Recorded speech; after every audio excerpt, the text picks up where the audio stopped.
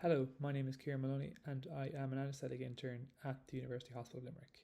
Today I'm going to talk to you about an audit of post-operative pain control following elective total knee and hip replacements, in which we assessed pain scores in a Model 4 hospital in the Midwest.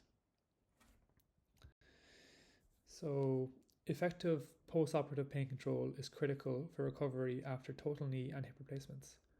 Poor analgesia delays mobilization, which can prolong hospital stays, increase complications such as nausea, vomiting, and even lead to a rise in ICU admissions. Our audit aimed to evaluate the adequacy of current pain management protocols in elective TKR and THR patients. We focused on pain scores at 6, 12, and 24 hours apart, looked at analgesic requirements, use of regional blocks, and whether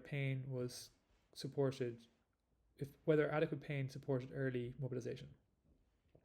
The gold standard is based off the WHO pain ladder adapted for surgery, which combines non-opiate medications such as paracetamol, NSAIDs, and opiates such as your weak and strong, while also adding into the mix blocks and spinals, such as regional techniques, all aiming to control pain while minimizing opiate use. So methods and results. So over a 60-day period, we reviewed 50 elective arthroplasty patients, 14 of which were knee replacements, with the remaining 36 were hip replacements. 49 were performed under spinal anesthesia, with 1 converted to general anesthesia. Regional blocks were used selectively, femoral or fascia iliaca blocks for hips, and adductor canal for knees.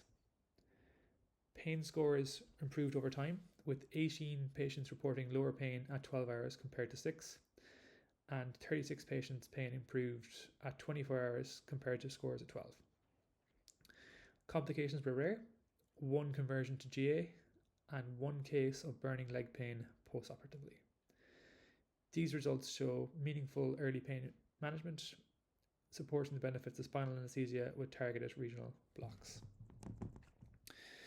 This audit demonstrates that multimodal, opiate-sparing analgesic approaches, combining spinal anesthesia, regional blocks, and/or non-opiate medications, provide early pain relief in arthroplasty patients. By 24 hours, most patients had improved pain score, thereby supporting early mobilization and enhanced recovery. Our findings mirrored the wider literature, which shows regional anesthesia reduces opiate use, improves function, and may even reduce persistent post-surgical pain. Next steps include wider adaptation of standardized multimodal protocols, increasing regional block availability, and re-auditing to track longer-term outcomes.